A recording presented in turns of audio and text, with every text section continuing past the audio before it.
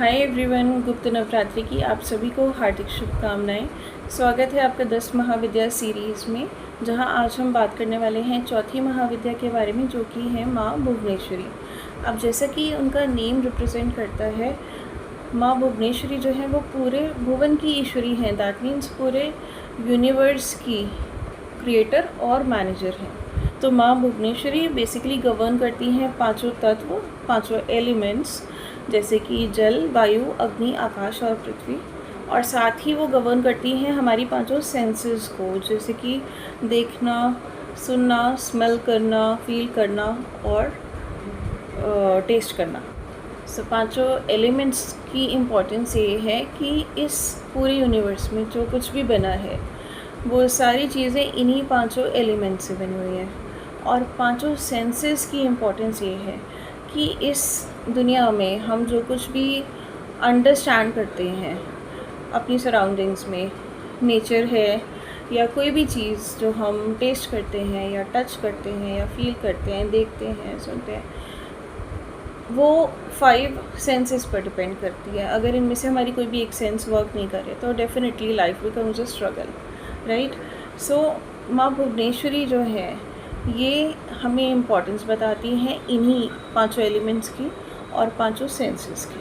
अब जैसे हम सभी नोटिस करते हैं, कुछ लोग होते हैं जिनके पास सब कुछ होता है, जिन्होंने लाइफ में सब कुछ अचीव किया होता है या उन्हें बाय बर्थ ही सब चीज़ें मिली होती हैं, सारी लग्जरीज़ मिली होती हैं। जो कुछ भी वो लाइफ में अचीव करना चाहते हैं, जो भी उनकी मैनिफेस्टेशंस होती हैं, वो सब ग्रांटेड होती हैं, उनके पास कोई कमी नहीं होती। लेकिन उसके बावजूद भी वो खुश नहीं रहते, कंटेंट नहीं रहते। कंटेंट इन द सेंस कि उनको रहता है कि अभी एक और माइलस्टोन है जो मुझे अचीव करना है, वो तसल्ली उनको नहीं रहती है। तो माँ भुवनेश्वरी जो हैं वो इसमें हेल्प करती हैं बाय मेकिंग देम अंडरस्टैंड कि अगर वो अब पांचों एलिमेंट्स को के लिए ग्रेटफुल रहते हैं और अपनी पांचों सेंसेस के लिए ग्रेटफुल रहते हैं, क्योंकि उन्होंने जो कुछ अचीव किया है वो उन्हीं के थ्रू किया है। पांचों एलिमेंट्स यानी कि मटेरियलिस्टिक वर्ल्ड, और पांचों सेंसेस मतलब वो मटेरियलिज्म को एंजॉय करने के लिए जो एक, या अंडरस्टैंड करने के लिए जो एक समझ चाहिए, राइट। तो माँ भुवनेश्वरी इस चीज़ को गवर्न करती है। इसको मैं एक एग्जांपल की हेल्प से समझाती हूँ। जैसे कि गौतम बुद्ध थे, वो सारी अपनी लग्जूरियस लाइफ से डिटैच हो गए और वो एनलाइटनमेंट की तरफ आ गए एंड ही लिबरेटेड। ऐसे ही बहुत सारे और भी सिद्ध जो हैं साधक हैं जो कि बिल्कुल डिस्पैशन में थे, जिन्होंने सब कुछ छोड़ के, दुनियादारी छोड़ के जो है एनलाइटनमेंट और लिबरेशन को ही अपना पाथ बना लिया। तो लेकिन माँ भुवनेश्वरी जो है, जो उनके साधक होते हैं, उसमें क्या है कि माँ भुवनेश्वरी सब कुछ देती हैं और तसल्ली से देती हैं। वो ये बोलते हैं कि अपने सारे माइलस्टोन्स अचीव करो, जो भी आपने चाहा है, अपनी मैनिफेस्टेशंस पे वर्क करो, अपना जो मटेरियलिस्टिक जो कुछ भी चीज़ें हैं जो आपने बनाई हैं या आपको चाहिए थी, उन सबको एंजॉय करो और फिर धीरे धीरे अपनी लाइफ जीते हुए आप एनलाइटनमेंट की तरफ आओ और उसके बाद आप लिबरेशन में आ जाओ। तो ये जो है, ये जो प्रोसेस है, ये गवर्न करती हैं माँ भुवनेश्वरी। अब इसका एक और एग्जांपल है, जैसे कि राजा जनक हो गए। जो रामायण में राजा जनक थे, ही वॉज अ किंग जिनके पास सारी लग्जरीज थी, बट बिसाइड्स दैट वो सारी चीज़ें भोग करते हुए भी ही वॉज इनटू डिस्पैशन, और वो बिल्कुल वैराग्य में थे। उनका डिटैचमेंट इस लेवल का था कि ये चीज़ें आज हैं तो फाइन और कल नहीं होंगी तो भी ठीक। वो कंप्लीट ग्रैटिट्यूड में थे, नेचर के, तत्वों के, नॉलेज के, एनर्जीज़ के और अपनी सेंसेस के भी, ठीक है। तो इस तरीके से यू कैन अंडरस्टैंड कि सब कुछ होते हुए भी ही वॉज इन वैराग्य, एक डिस्पैशन में थे।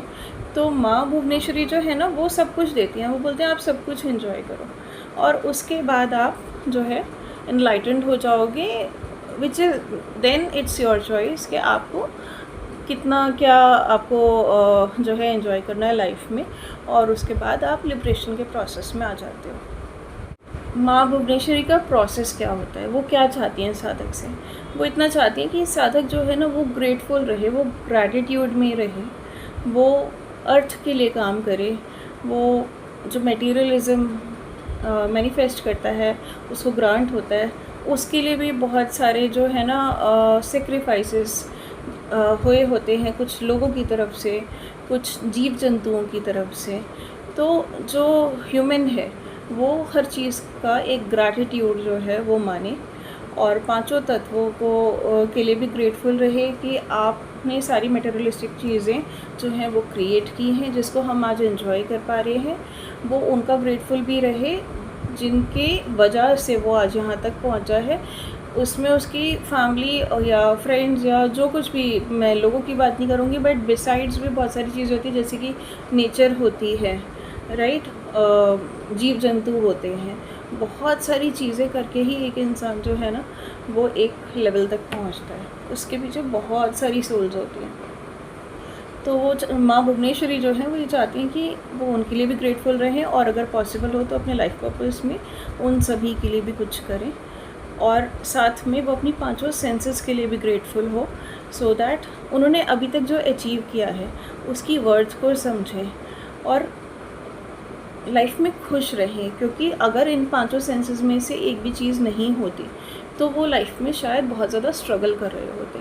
सो इट्स वेरी इम्पॉर्टेंट कि अगर सारी चीज़ें आपके पास हैं, सब लग्जरी आपके पास है, आप सब कुछ भोग रहे हैं ऑलरेडी, अच्छे से आप इंजॉय कर रहे हैं, तो you should be grateful enough. क्योंकि अगर एक बेसिक सी सेंस भी नहीं है ना हमारे पास, या कि पर्सन देख नहीं पा रहा है या सुन नहीं पा रहा है, राइट, या कुछ टेस्ट नहीं कर पा रहा है, फील नहीं कर पा रहा है, समझ नहीं पा रहा है, तो फिर life becomes a big struggle. जैसे ही ये बात हमें समझ में आ जाती है, हम कंटेंटमेंट में आ जाते हैं। Person comes into the contentment कि हाँ, एक तसल्ली हो गई, मैंने एक माइलस्टोन अचीव कर लिया, या मैंने 10 माइलस्टोन्स अचीव कर लिए लाइफ में, मैं ग्रेटफुल हूँ हर चीज़ का, मैं अब खुश रहूँगा और कंटेंट रहकर ही मैं अब अगले माइलस्टोन की तरफ आगे बढ़ूँगा और पूरी कोशिश करूँगा कि उसमें भी मैं सक्सेसफुल रहूँ। But in any case, no matter what, frustrations आती हैं जब आप एक काम को सेटअप करते हो, इस्टेब्लिश करते हो, आपका मोह उसमें अटका होता है, आप उसे कंट्रोल करना चाहते हो, आप उसे सही तरीके से चलाना चाहते हो। बट हैविंग सेड दैट, अपने आप को खुश रखना बहुत इम्पॉर्टेंट है। अब मैं ये आपको बताती हूँ कि माँ भुवनेश्वरी का जो मेन आस्पेक्ट है जिसके लिए आपको ग्रेटफुल रहना है, जो वो आपसे चाहती हैं, वो ये है कि आप अपनी पांचों सेंसेस को बहुत अच्छे से समझो, और इसी तरीके से आप जो है ना पूरे ब्रह्मांड के क्रिएटर को समझ पाएंगे। बिकॉज़ वो शक्ति एक ही है, सारे जीव जंतु, सारे इंसान, नेचर, सब कुछ उसी का एक अंश है।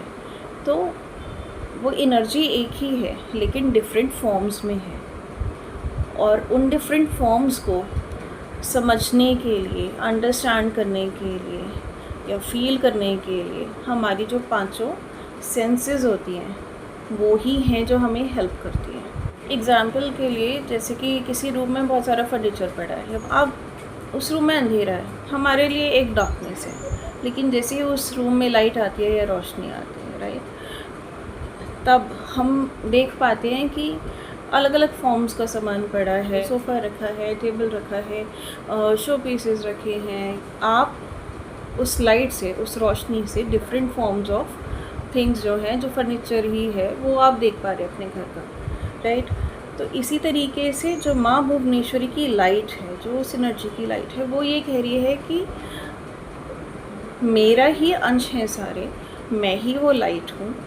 आपको वो सेंसेस दी जिनके लिए आपको ग्रेटफुल रहना है, क्योंकि इन सेंसेस से आप मेरी डिफरेंट फॉर्म्स ऑफ एनर्जी देख पा रहे हो, in the form of animals, in the form of humans, in the form of nature, in the form of any birds या fishes या जो भी लिविंग बीइंग्स हैं, आप उनको समझोगे। तो जब आप माँ भुवनेश्वरी के साधक होते हो, आप उनकी साधना करना चाहते हो, तो दिस इज़ वेरी इम्पॉर्टेंट कि आप ये समझो कि हर सोल उसी एक शक्ति का एक अंश है, और उसके लिए हमारा एक लाइफ पर्पस बनता है।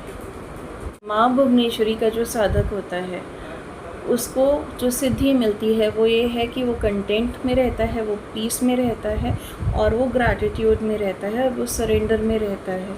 वो बहुत एक्सेप्टेंस में भी रहता है, वो बहुत फॉरगिवनेस में भी रहता है, बहुत सारी नेगेटिविटी उसमें से दूर हो चुकी होती है, क्योंकि वो समझ जाता है कि हर सोल में ईश्वर का ही वास है, क्रिएटर का ही वास है। हर जो सोल है इस ब्रह्मांड में वो उसी क्रिएटर का अंश है। तो there is no differentiation between humans और एनिमल्स और anything else. Humans are never superior, they just have a higher consciousness than animals and बाकी के जो जीव जंतु होते हैं। सो माँ भुवनेश्वरी का जो साधक होता है ना, वो ये समझ जाता है कि बेसिकली ये जो लाइफ जर्नी है, this is a journey from senses two elements. अंदर से जाकर बाहर का एक्सटर्नल जो एनर्जीज़ हैं उसका भोग करना, उसको समझना, उसको एंजॉय करना, दैट इज़ मटीरियलिज्म। तो माँ भुवनेश्वरी का साधक इस लाइफ जर्नी को समझ आता है कि जब हम सेंसेस टू एलिमेंट्स की साइड जाते हैं तो दैट इज़ मटीरियलिस्टिक वर्ल्ड, और जब हम एलिमेंट्स टू सेंसेस की तरफ आते हैं, यानी बाहर से अंदर की तरफ अपने आप को जानने की कोशिश कर देते हैं और एक सोल लेवल से अपने आप को देखने लगते हैं और सभी को देखने लगते हैं, then it becomes the spiritual world. तो माँ भुवनेश्वरी जो हैं वो आपको ये सिद्धि देती हैं कि आप इन दोनों ही वर्ल्ड्स, यानी कि मटेरियलिस्टिक वर्ल्ड और स्पिरिचुअल वर्ल्ड, दोनों को एंजॉय करें और एनलाइटन्ड हो, नॉलेज गेन करें और यहाँ से मोक्ष पाएँ। There is a lot of other knowledge, vast knowledge जो बहुत कॉम्प्लेक्स है समझाने के लिए, जो कि माँ भुवनेश्वरी की सिद्धि के बाद हमें मिलती है। But as of now I think जो मैंने एक बेसिक नॉलेज आपको माँ भुवनेश्वरी के बारे में दी, आप उसको फॉलो करेंगे, उसको समझने की कोशिश करेंगे और जीवन में भी उतारेंगे। So thank you for all your time and take care of yourself. Shri मात्रे नमः।